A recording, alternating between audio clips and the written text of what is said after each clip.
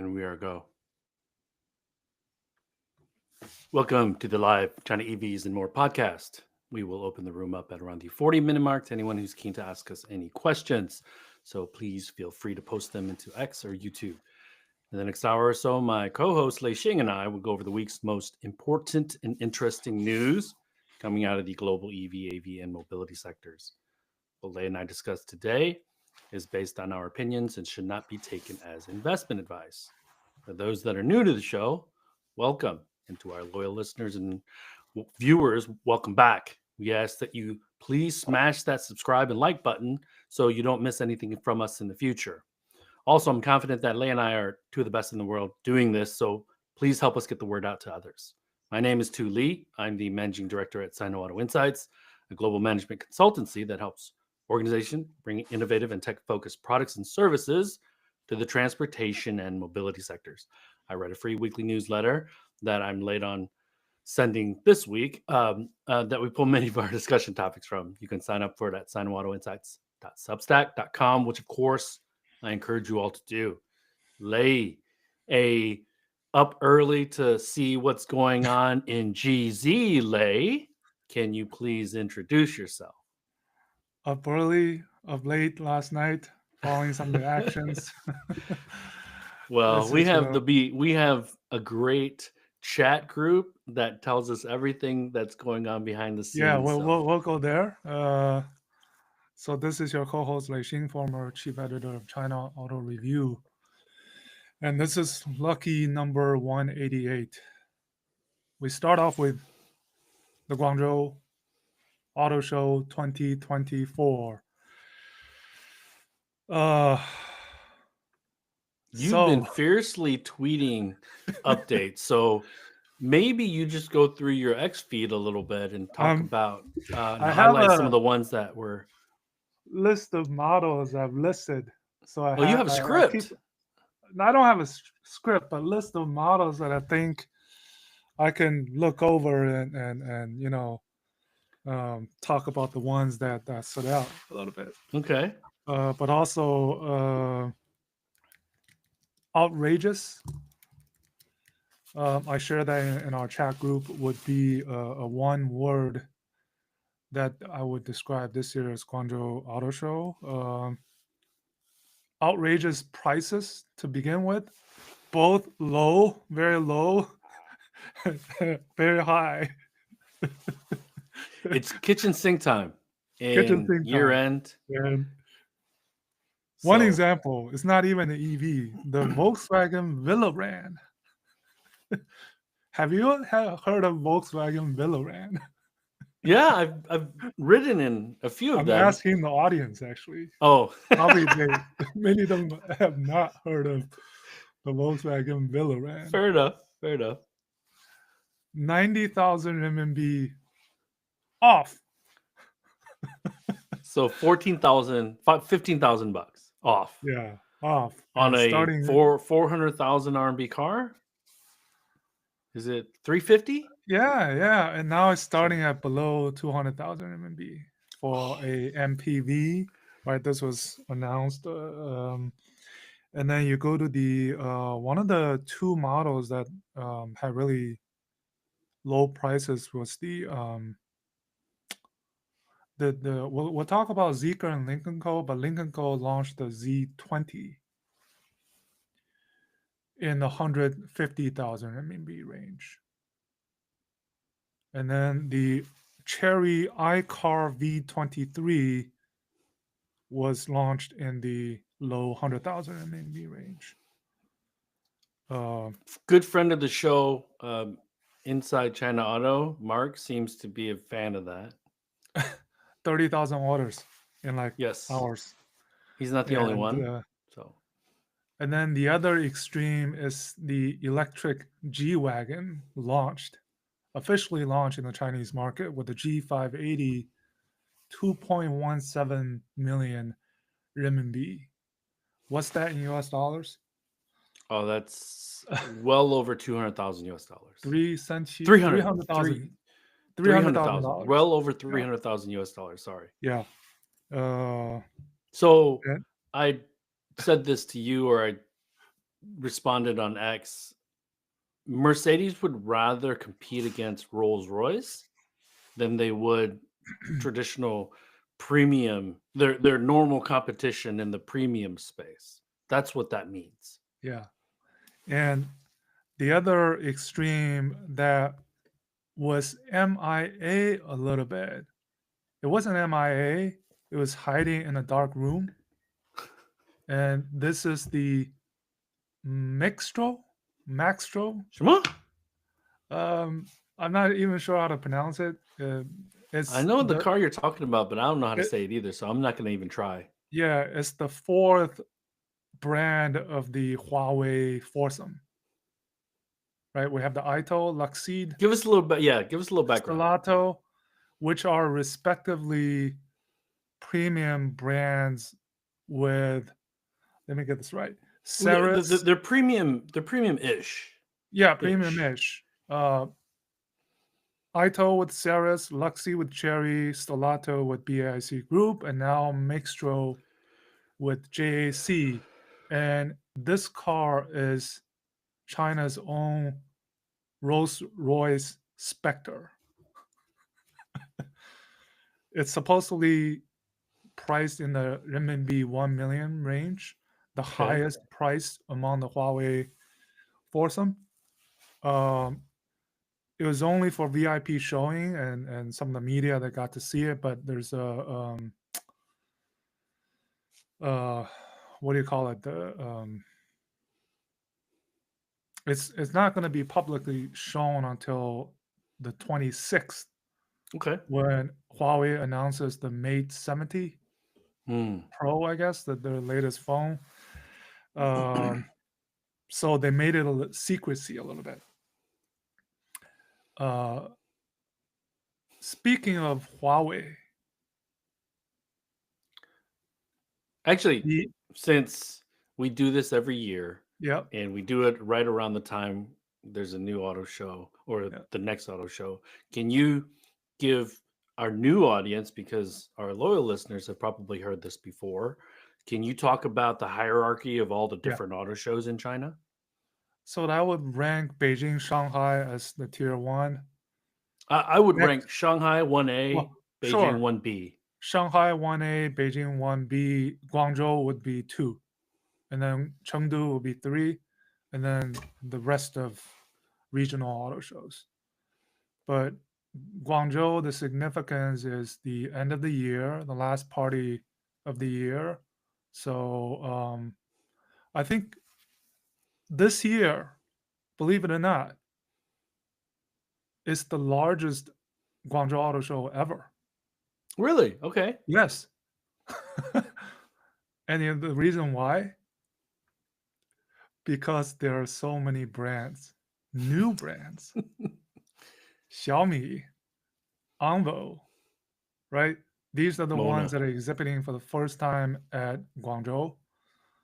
But I also tweeted that the new Audi. The new Audi, exactly. The 4-letter brand.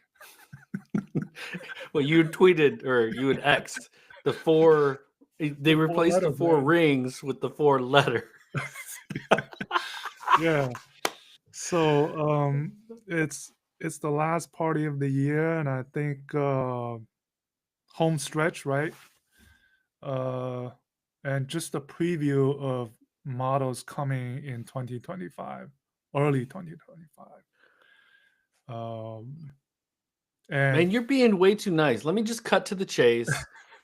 we are objective parties for sure, but you and I are friends with Frank, so we always want to see him succeed.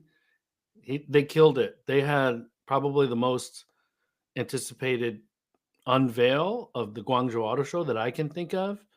They unveiled the Robo X. Yep. So it's a hypercar, and I know that at least the West is probably tired of hypercars, but in China, this is a brand new thing. And I'm super excited. It looks amazing. And so I'm super happy for Frank. So yeah, speaking of, so this will be, I guess, the EP9 of Jiyue. Almost. But It's vision only. It's 0 to 100 in 1.9 seconds. It's got this Halo Formula One Halo design cockpit, and vision only. Supposedly, you can tear it up on the track in autonomous or Let me stop ADAS you mode. there. I'm gonna read the official, specs. Quad motors, full carbon fiber body, and interior structure, 1,850 kilograms. So it's just around 4,000 pounds. Yeah. 0 to 100 or 0 to 62 in 1.9 seconds, as you had mentioned. Liquid hydro cooling system. Designed for pure speed and performance. That's straight from the horse's mouth. So, um, so, so, uh, and it's out in 2027. Is it? Is that right? Production is 2027. You can order one for 50,000 RMB right now. You put a deposit. Yeah, deposit. Yeah, deposit. So, but they haven't announced pricing yet, correct? no, but look at, so the other comparable models that are announced at the show would be the Xiaomi SU7 Ultra, which is at the 800,000 renminbi price range. So I'm expecting this Robo X, if it gets to production, will be It- at least in that price range. So Well, what's 7 digit. importantly is that the SU7 Ultra is a souped-up SU7, and the Mhm. Robo X is a brand new vehicle. Mhm. And Mhm. that's how I would think it's going to be a bit more, just because the SU7 is almost like a trim package on an existing vehicle. So And then the other one would be the Yangwang U7. That's also trying to break records in the Nürburgring.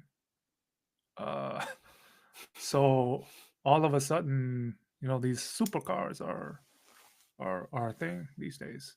And remember the and Hypetech from GAC Group, which does that supercar, and they do a HL large SUV, which is another outrageous thing, I think, at this year's auto show, because we have the Denza N9, we have the GAC yes. Trumpchi S7, Land Rover, Range Rover,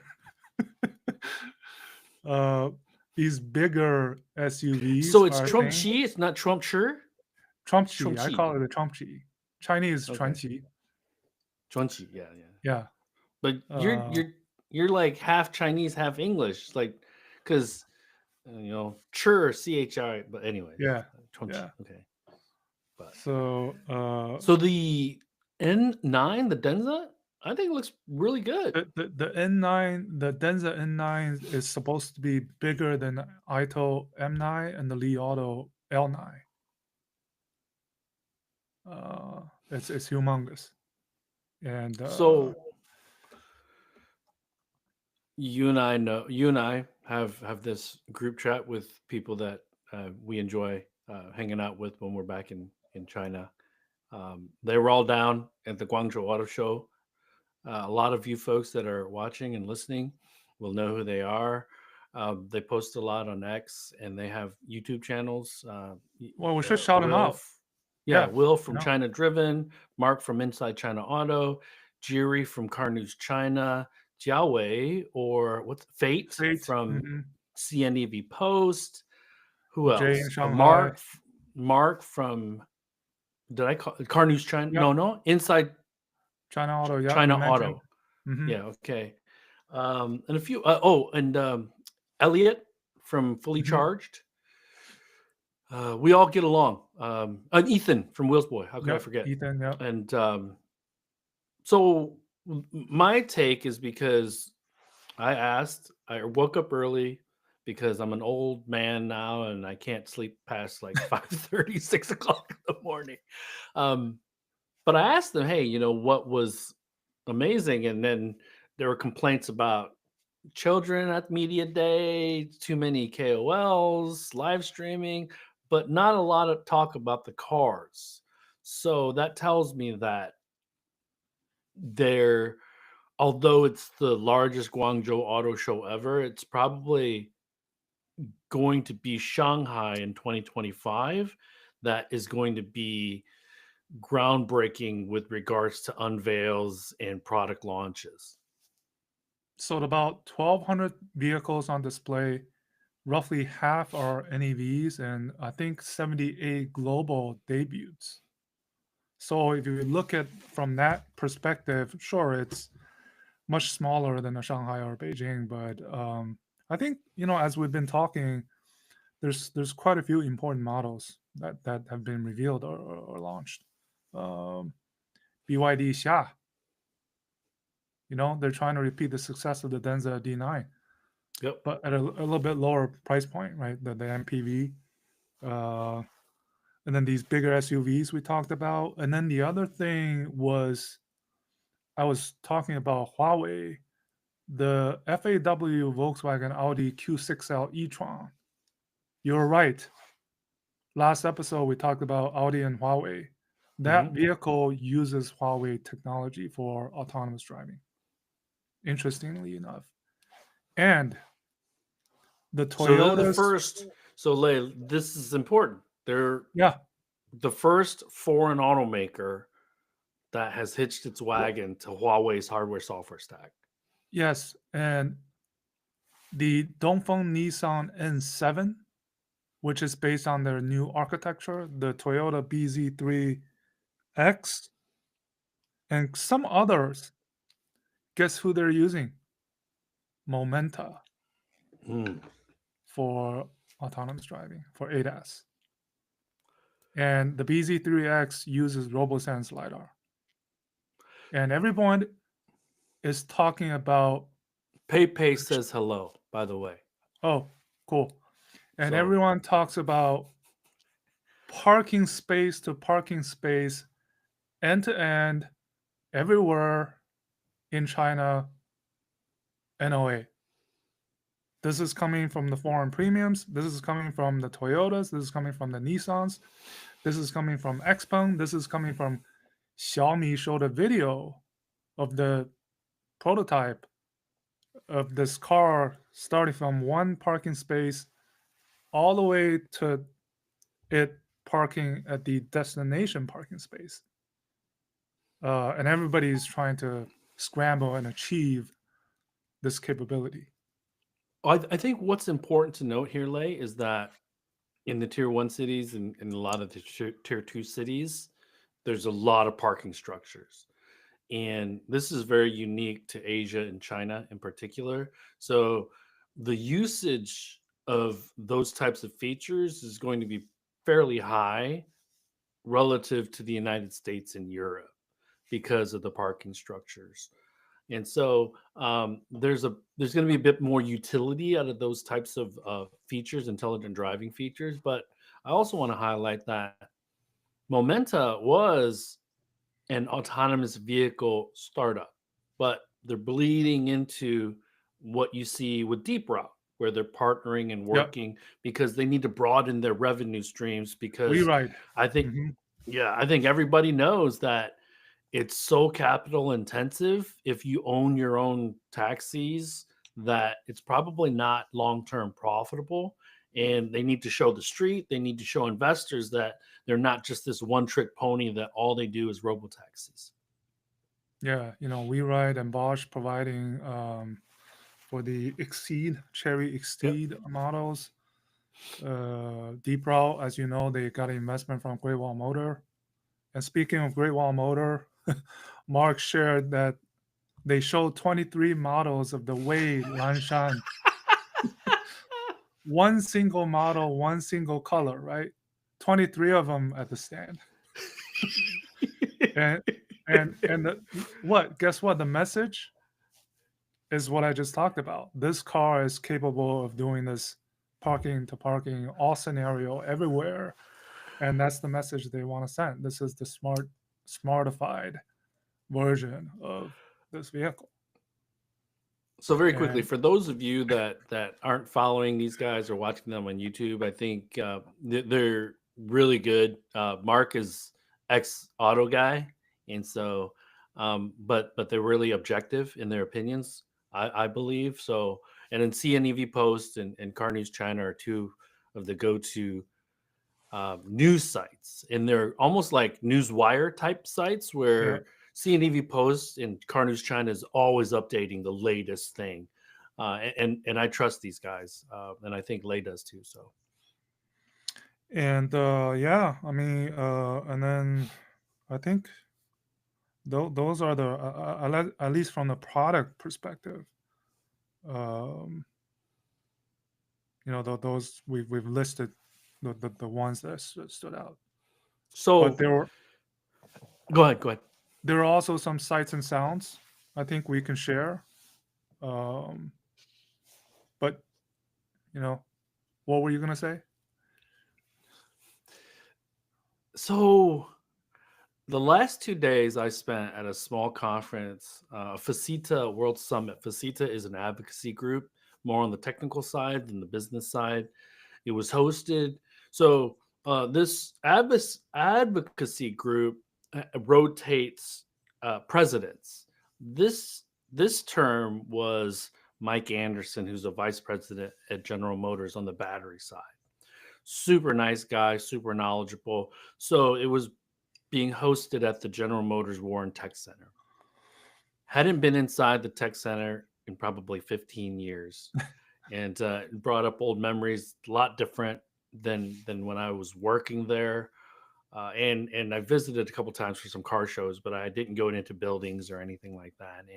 And you know this, Lei, but my sister and my brother-in-law, they both retired, both over 30 years with the company. So a lot of history with General Motors, my family. And so it was at the new building. There's a new building called the Cole Building, and um, they did it. They gave us a tour, but one thing that came out that I didn't know, Kurt Kelty spoke, who is Yeah, the it battery was guy. Mike's boss, and so man, he's so knowledgeable and such a good speaker. He did a presentation. There's Chatham House rules, so I'm not going to attribute the things that I heard to anyone in particular, but what I did hear, GM is the largest battery manufacturer in the United States today. That surprised me. Why would it have? Because I would have thought one of the Koreans or even Japanese might have been that, but no, it's Well, GM, well, they and they are feel working with the Koreans, right? So those yes are on a counted, I believe, yep. right? So So yeah. and those are the two cell factories that you're referring to, and I think they total over 100 gigawatt hours That's pretty significant. in Yeah. capacity, and so what we're going to see now is likely GM really push the accelerator on the Blazer, on the Equinox. They just launched the Cadillac Mystique, and so it's a $78,000 EV that slots right below the Escalade IQ. And uh, and one thing that what was happening before was almost like so it was no media, okay, and it was members only. And because I was a speaker, I was able to go. One thing that really struck me was Shen Feng. You know Shen Feng, Yeah, and he's he's a the quality EVP at czar or Neo. something from Neo. Yeah, and so he's ex Volvo China. Yep. He's got a lot of R&D. Yep. titles. Spent 12 years or something like that at Ford in Michigan. So Hmm. strong ties to Michigan. Bill Russo flew in yesterday, and yesterday was kind of another packed day. And so Bill and I sat down with Martin Call as the moderator, and we just kind of downloaded to the audience of, I want to say about 120 to 150 people. A small conference. It was really cool because the big conferences I get a little intimidated. I think the smaller ones you get to have more meaningful conversations, like Hmm. because when we go to these big auto shows, we don't really talk to anybody. We just freaking run around, and it's not until 7, 8, 9 o'clock we actually download things on people, right, and Yeah. actually get to catch up with people. But um and then uh, Shen Feng, he just had this optimism about himself. And I want to say it's like this reflection of the Chinese EV sector with the dark clouds or the stormy clouds because of the new president, because of the chances of the high probability of getting this $7,500 subsidy eliminated, and the uncertainty that comes along with the next president who has a total opposite view on clean energy vehicles and climate change and stuff like that. So, uh, man, it was. I really, and I normally don't sit and watch the presentations because most of them, you and I could kind of do this off the top of our head. We don't need somebody telling us about statistics, Yeah. but Kurtz was uh, really good. Bosch had a couple of executives there, and Mercedes talked about some manufacturing. Um, those aren't secrets. If you look on the Facita website, there's an agenda. So I'm not saying anything that I shouldn't be, but I'll tell you what. Listening to Mike and Kurt, it brought me back to wearing that automotive hat and wanting to go help them guys.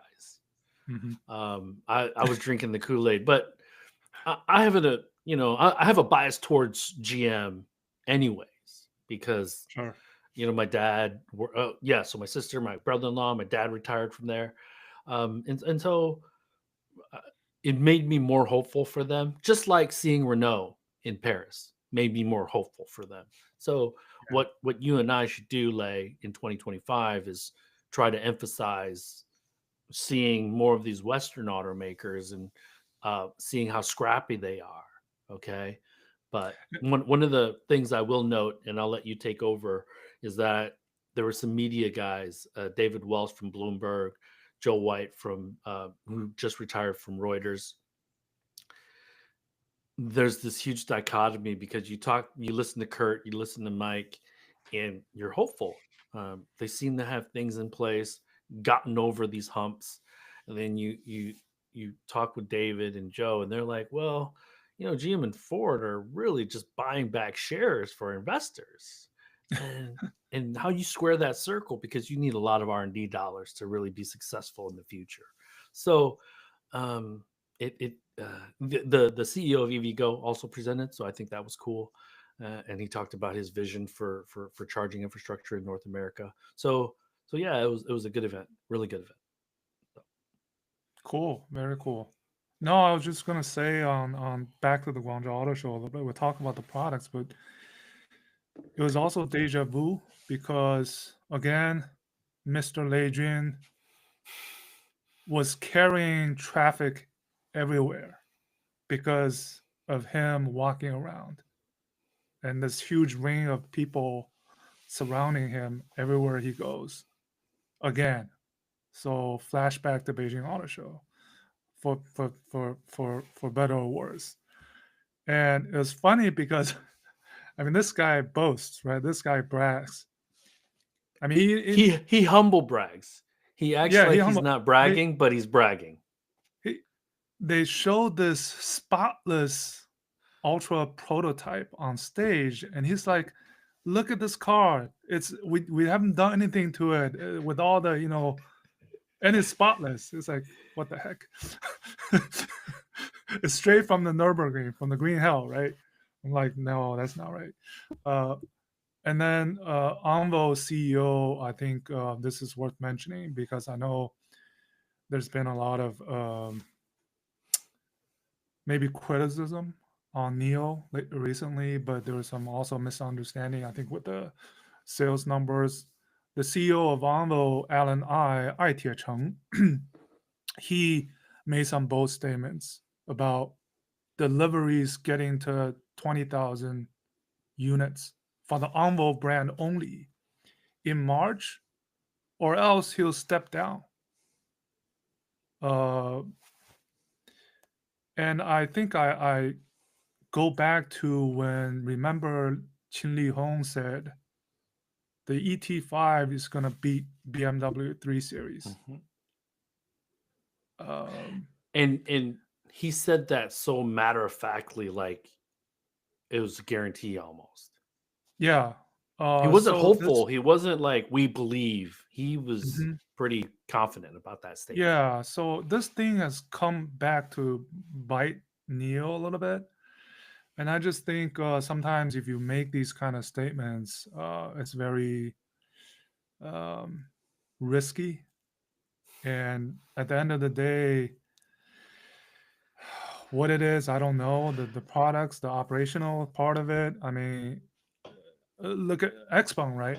It's not apples to apples comparison, but Xpeng, they're trying to increase that rhythm of production for the fourth time within the last, I don't know, couple of months since P7 Plus, you know, launched, and the Mona is still, there's still people waiting on the Mona MO3. Uh, uh, right? That just shows you it's tough. Well, and it should be noted that there's a video floating around of the flying car, the Xpeng Airpot. Basically, it's a 3-axle van that opens out in the back to uh, to expose the eVTOL that's been riding in the back, and then the eVTOL takes off, and so they call it the flying car. The And land aircraft carrier, I think that's courier, the yeah. proper term that's called. The one thing I'll And say, Lei, about Alan in Qin Li Hong is that, well, more Qin Li Hong is they're learning from the OG, the original gangster, because Elon makes bold statements all the time, and um, Tesla has too many stands for and retail investors, I think, to and it shields him from any scrutiny for statements that aren't true or don't become true. So, yeah, um, and it but just shows you that it's not equal, right? Uh, I mean, you have let's Li change Auto that, gears. Let's change gears. yeah. I want you to explain to me what's the Zeekr Lincoln Co thing. I'm so confused. I'm not sure if I understand it either, to be honest, because first of all, So this they're not Geely, eliminating Lincoln Co. no, so this Geely global Oh my empire god. is the most difficult, complex empire known to the auto industry. Maybe even more so than the Volkswagen Group. They are, I mean, Geely is the kind of the Volkswagen Group of China because of the countless brands. It's basically, I think, integrating resources, putting Zeekr and Lincoln Go, combine them into one sort of entity, but still operate the brands independently. So there will still be these two brands, but product planning here, I think, is the important thing, because recent months and years, I mean, to me, I'm sure to you, uh, they've become blurred. And the good example is the Lincoln Co. Z20. I said kill the Zeekr X because Zeekr X is not a model that you would associate with the positioning of Zeekr. Although it's a And cool this, car. yeah, so this is Li Shufu waving his magic wand, right? You know, we gotta focus, and um, and this has been going on, right? The Geom integrated into Geely Auto, Radar integrated into another one, I think. The problem is Geely has too many brands, basically. So this is a tale as old as time, Lei. If you think Yeah. about GM back in the day, you think about Ford, Mercury, Lincoln, they would have the same vehicle and basically three different trims with three different brands on the front of the vehicle. And this is what it sounds like. They're sharing back end stuff, but are they going to be like the Volkswagen ID.6 and the Audi e-tron? A6 e-tron aren't or a Q4 e-tron, aren't they the same car as the Volkswagen ID.3 or something like that? Or I forget. Uh, You know what I'm talking Well, probably different platforms, but yeah. about. But it doesn't change the fact that they have too many brands, and that it's going to be hard to feed the the mouths of so many brands. If you look at the history of General Motors, you look at the history of Ford, Stellantis has that same issue, Volkswagen Group has that same issue. But with Volkswagen Group and Stellantis, you have countries involved with that. With GM, Saturn, Oldsmobile, they're still American brands. They're divisions within General Motors, but with Stellantis, you have French brands, you have Italian brands, you have German brands, and so it's much more complicated for a Volkswagen Group and a Stellantis than it is for a Geely, because they're all, well, unless you're talking about Polestar, Lotus, and Volvo and stuff like that. And that's why they put this focus on the Zeekr on the mid to large and the Lynk & Co on the mid to small, and which size vehicle gets the BEV, which size gets the PHEVs. I think that was blurred, especially when before you had Zeekr vehicles priced in the Lynk & Co range. I think they want to make that clear a little bit, and also through this shareholding structure, right? That's quite complicated. We're not going to go into it. Strategic focus, right? Yes, it's And by nature of being in foreign markets, we're going to see a lot of shuffling from the Geelys, even the BYDs, I think. I, So I think this auto industry has interesting cycles in China. Back in the days in the end of the 2000s, when Chery, Geely moved into the multi-brand strategy, and then a few years later, they killed that. And then a few years later again, we have every Chinese automaker has a bunch of these brands. And now I think we're going into that cycle again, where Zeekr and Lynk & Co, I won't be surprised if they end up become one brand only. There's a high likelihood. So I don't know if it was 3 years ago, 4 years ago, Lei. Maybe you can help me pinpoint that. But the 001 that launched the Zeekr brand was a Lynk & Co. Exactly.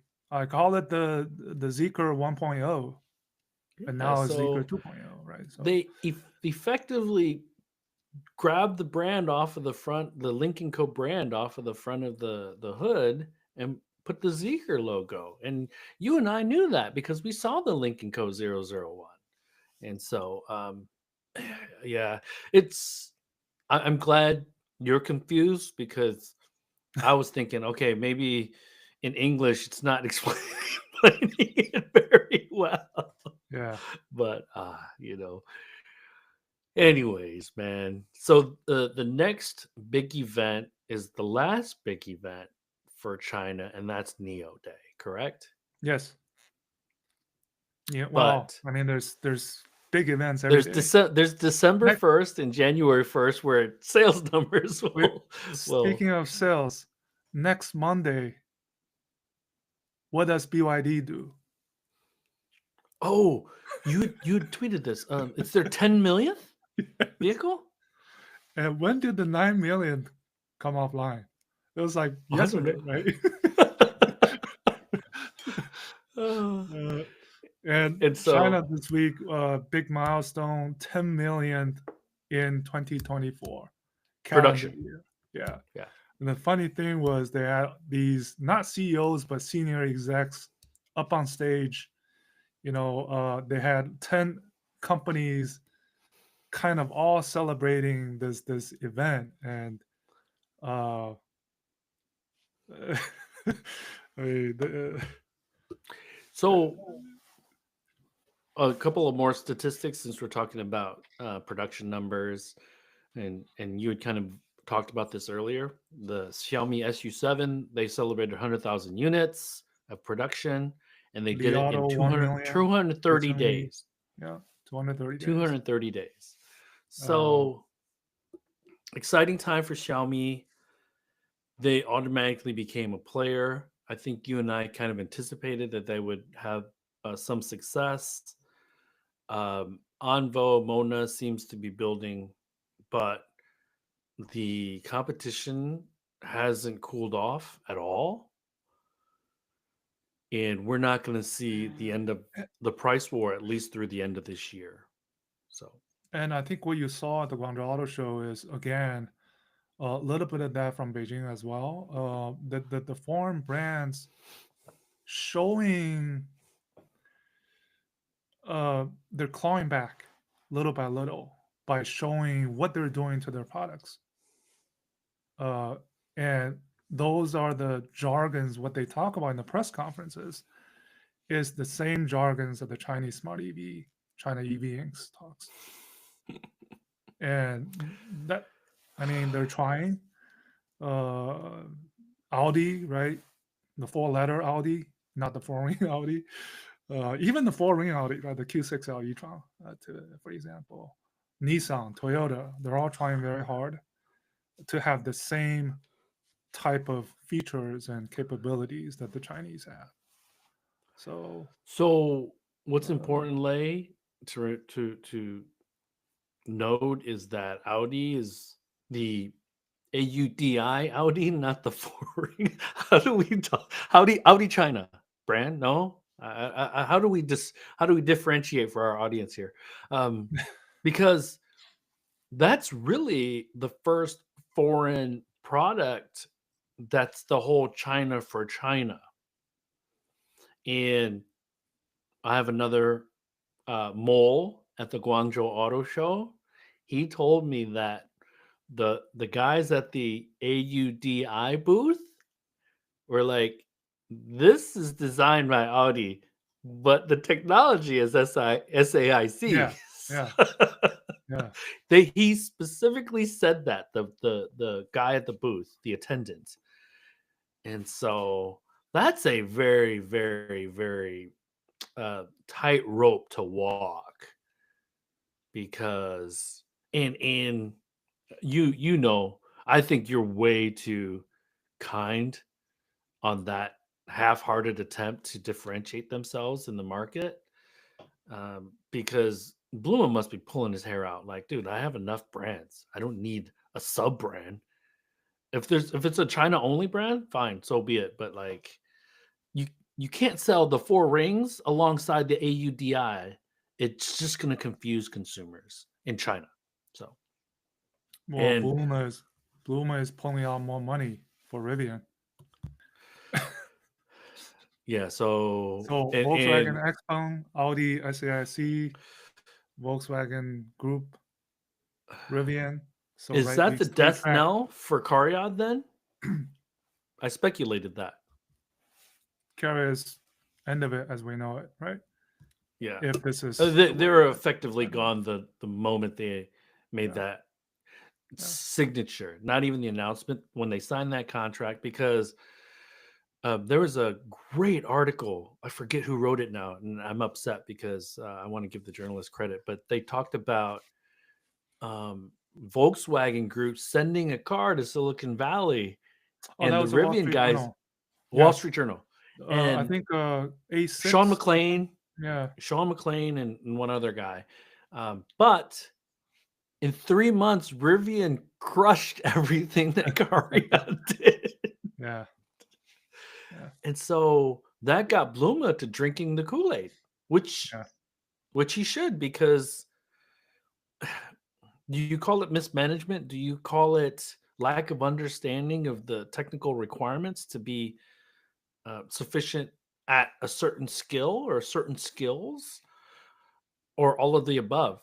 I think it's culture. I think it's management, and I think it's just a lack of understanding of the skills necessary to do digital software, hardware integration at a very, very high level. And on top of that, automotive grade.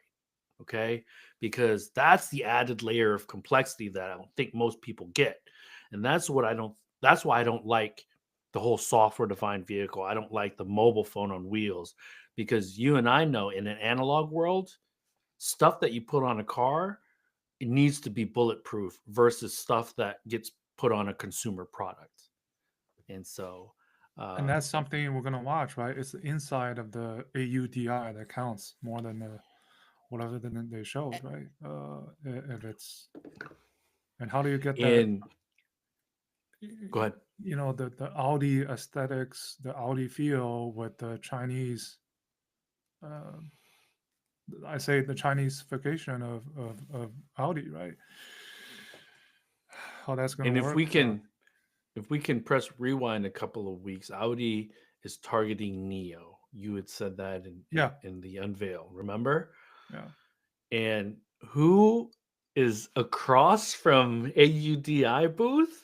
Neo. That's what I was told. So anyways, that's all I And then have. Let me yeah, and kind then of the last think little bit through. of the maybe we should touch upon is CATL potential to produce in the U.S. Combine that with the $7,500 gonzo of the credit. The I mean, what are your thoughts on that? So let's take a step back because Trump, his cabinet nominations, they're Waltz, Stefanik, who else? Um, they're all effectively China hawks. Yeah, And so, but, and we talked about this last week, I think, most of the Inflation Reduction Act investment capital has been sprayed out to southern states or red states. So, in you just see pictures of Elon and Trump all over the internet, and so he's got Trump's ear big time. Um, and so let's just assume that yeah. Mhm. anything that Trump does with regards to the clean energy space ultimately benefits Elon and Tesla in some way. And he's happy, and he's been on the record saying that he doesn't want the credit.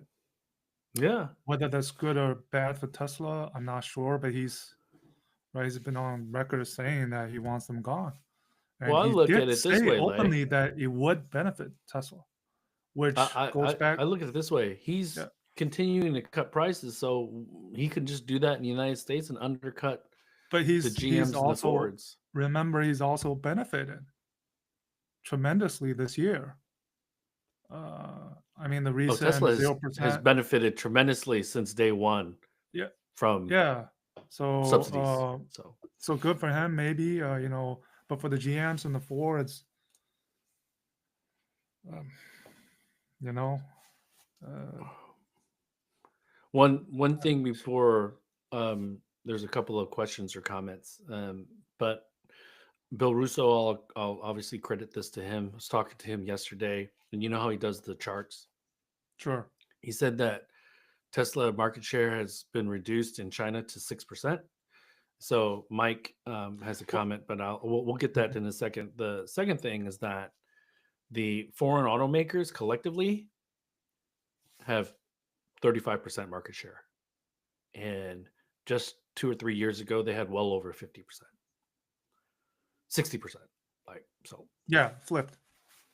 In October, the CAM numbers, Chinese brands were over 70% of the passenger vehicle market, yeah. So including that tracks right with the yeah, the tracks. 35% for But the 2024. caveat, I think the caveat is because the pie is growing, Tesla sales wise still remains strong in an absolute volume perspective. Yes, Their shares is going down, but the Model Y is still the resilient. top selling SUV in China. So I said 30,000, this 40,000 units a month. since No, I no, said it, I'll attribute it to yeah, myself. I said this yeah. yesterday. Last year, the Model Y was the number one electric vehicle sold in the world. This year, the Model Y will be the number one vehicle sold in the world. So the resiliency of Tesla should not be underestimated. like Tesla, hate Tesla, it doesn't matter. They're still selling 1 million of those things a year. Yeah. So kudos to him and Yeah, and then and to the regarding the Tesla team. CATL, I think recently, since the election, right, it's been about 10 days.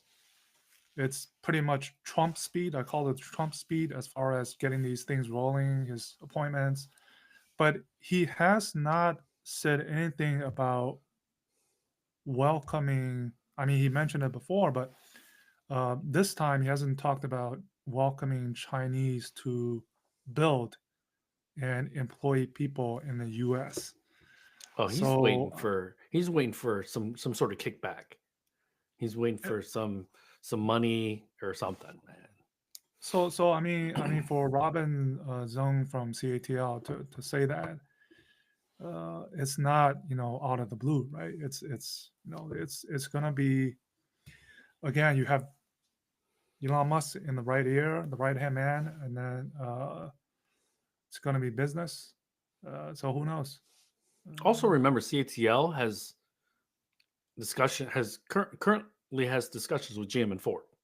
So, yeah, and they supply Stellantis already outside yeah. of China, I think. So, but hey, let me read this because this is the first time I'm reading it, and then I'll let you answer first. Mike has put a comment. Do you think Tesla can grow sales in China?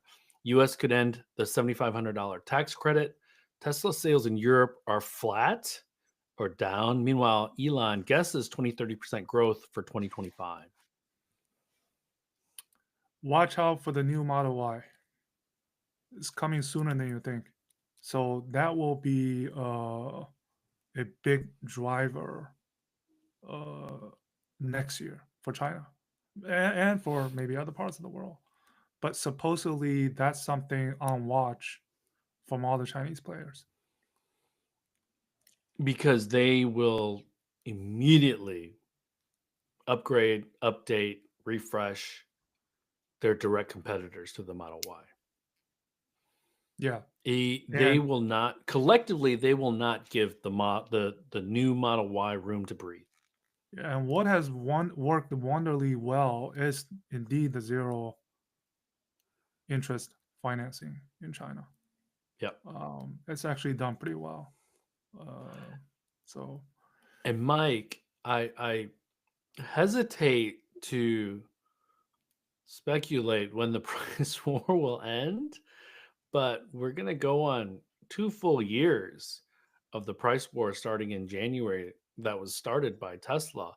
And so as weaker players leave the market, that should give Tesla more sales because they'll take those weaker players' sales. And so that might have gone to, X brand or Y brand are now coming back into the Tesla Model Y fold. So I don't know if they're getting 30% because if we're at, let's say, 1.8 million units or 1.85 million units for Tesla in 2024, 20% growth means they're well over 2 million units. I don't know if they do that with a refresh Model Y. Let me say that. yeah, but I think it's in the Chinese market still pretty resilient, pretty Mhm. strong, maintaining that strong out. Right? They are losing share, but sales have maintained at about a good level. And they're Uh, still exporting a lot from Shanghai. yeah, So, yeah. and So friend, speaking of the price war, I'll bet you on New Year's Day, around that time, something's going to happen. also, friend of the show, Jeffrey, what's your opinion on how deep VW's pockets are? I understand that they carry a substantial amount of debt and losing market share worldwide. What's another 5 billion or so for Rivian? I would have it made more sense to acquire the company. Remember those investments, there's conditions. Yeah, there's I'm kickers. not sure of all the details, but one of those I think is like Rivian needs to meet quarterly profit goals when that trench goes into it. So there's still some issues uh, risks involved that we'll see this play out. But But it looks, I mean, it looks like that they're going ahead pretty, um, you know, but bet, whatever they you want to call it. the escalators or the requirements or however you want to call them, that implies that Volkswagen Group has the leverage in the negotiations. True. Without Rivian software, they're nowhere. They're nowhere. Because if you wanted to keep Rivian honest, you would keep Cariad strong and you would build a competing product. But if you close that division, where's that? There's a huge hole now if you don't use Rivian's stack. And I'm oversimplifying this because I don't know the details of the finite details of the Yeah. partnership. But what I do know is that as Volkswagen Group leans more and more into Xpeng, leans more and more into Rivian, it could hollow them out because if the designers don't know how to differentiate and build firewalls between the Skoda brand, the Volkswagen brand, the Seat brand, and the software is the virtually the same, at least in China, having a nicer set of seats is not going to move the needle. And so there needs to be real differentiation between the services available, the features available that create that pricing premium between these different brands. And so I'm getting a bit wonky, but I think you understand, and the audience understands what I'm saying. Um, and those are the questions, Lay, that have been posted. I don't really have anything else. A little housekeeping. You and I are going to be LA bound later next week. Yes, sir. So looking forward to that. And you know where we always go So, for after media day for drinks? I'm staying at that hotel. so yeah. Last year we met Anthony Lowe, right? Who's now the head of design for PIC Group. And yeah, so I'm looking forward to LA. I don't know. I haven't looked We at gotta the press figure out how we agenda. do this because we'll be on the road next Friday. Uh, You and I maybe. need to just kind of think through our technology and bring the right technology along, I Well, guess. yeah. Well, it's all about equipment, right? So Because the good thing is that media day is on Thursday and not Friday. So, yeah, you did. Yeah, on Thursday. Yeah. but all right. Hey, everyone, thanks again for joining us. We will try to communicate early if we can still have this live show. If not, you and I will probably record the show separately and then just post it maybe because the Yeah. video Yeah. format is here to stay. So please help us get the word out about that. We'd like to boost our subscribers hopefully by the end of this year. We'll do a better job of marketing and looking forward to seeing everyone next week or the week after that. Good morning, good afternoon, and good evening. Likewise. Bye bye.